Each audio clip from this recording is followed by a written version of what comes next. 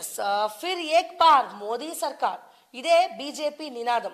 యువ ఓటర్లపై దృష్టి, రాష్ట్ర వ్యాప్తంగా యువ సమ్మేళనాలు, పార్టీ ఎమ్మెల్యేలు నేతలతో కిషన్ రెడ్డి భేటీ, తెలంగాణలో బీఆర్ఎస్ అవసరం లేదని వ్యాఖ్య.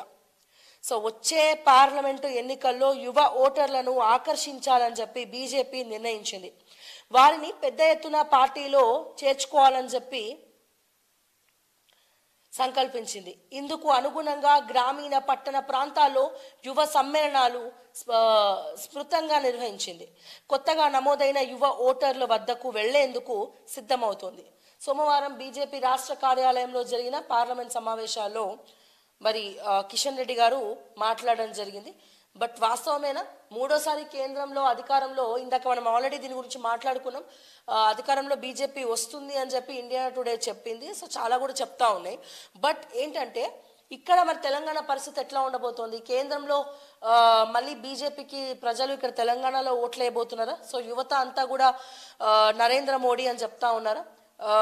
సో ఇక్కడ మాత్రం ఒకటి బలంగా తెలుస్తోంది. ఇటు బీజేపీ పార్టీ కావచ్చు, ఇటు కాంగ్రెస్ పార్టీ, రెండు నేషనల్ పార్టీస్ కలిపి ఇక్కడ ఉన్నటువంటి ప్రాంతీయ పార్టీని మాత్రం ఏ రకంగా కూడా ఇక్కడ ఉండద్దు, మనుగడ లేకుండా చేయాలని మాత్రం బలంగా ప్రయత్నిస్తున్నాయి. సో బీఆర్ఎస్ పార్టీ తస్మాత్ జాగ్రత్త అని చెప్పి నేను నా ఛానల్ తరపున మీకు చెప్తా ఉన్నా. గతంలో మేము ఎన్నో సూచనలు ఇవ్వడం జరిగింది, బట్ మీరు దాన్ని పక్కన పడేశారు.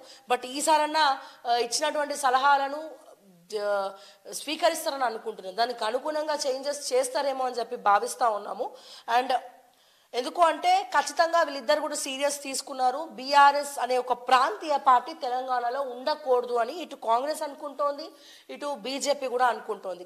కొన్ని సందర్భాలు వస్తే ఇక్కడ ఈ పార్టీని తొక్కేయడానికి కూడా, సో ఇక్కడ లోపాయికారంగా వీళ్ళిద్దరు కూడా మాట్లాడుకున్నా ఎటువంటి ఆశ్చర్యం లేదు ఈ విషయంలో. సో ఈ విషయం గురించి ఆలోచించాలి ఒకసారి అని చెప్పి. సో ఇక్కడ ఈ ప్రాంతీయ పార్టీ ఉండాలి అంటే మీకు బీఆర్ఎస్ పార్టీకి ఖచ్చితంగా అట్లీస్ట్ 5-6 సీట్లన్నా రావాలి. సో 5-6 ఎంపీ స్థానాలు కానీ అట్లీస్ట్ 4 ఎంపీ స్థానాలు బీఆర్ఎస్ పార్టీ గెలుచుకుంటే ఇక్కడ మీరు నేషనల్లో, కేంద్రంలో మీరు ఖచ్చితంగా అయితే కాంగ్రెస్కి మీరు సపోర్ట్ చేయొచ్చు, లేకపోతే బీజేపీకి మీరు సపోర్ట్ చేయొచ్చు. సో ఈ రకంగా కూడా మీరు ఆలోచించవచ్చు. కానీ ఇక్కడ ఎక్కడైనా రాంగ్ స్టెప్ వేస్తే గనక ఒక్క సీటుకే బీఆర్ఎస్ పరిమితం అయిపోయే ప్రమాదం ఉంది అని చెప్పి నేను డైరెక్ట్గా కేటీఆర్ గారికి నేను చెప్తా ఉన్నాను. సో ఇంకా అది మీ చేతిలో ఉంది, మరి ఏం చేయాలనేది. ఎస్, అప్పులు ఎలా తీరుస్తారు, 6 గ్యారంటీలు ఎలా అమలు చేస్తారు, కాంగ్రెస్ ప్రభుత్వం స్పష్టం చేయాలి. బీజేపీ జాతీయ ప్రధాన కార్యదర్శి బండి సంజయ్.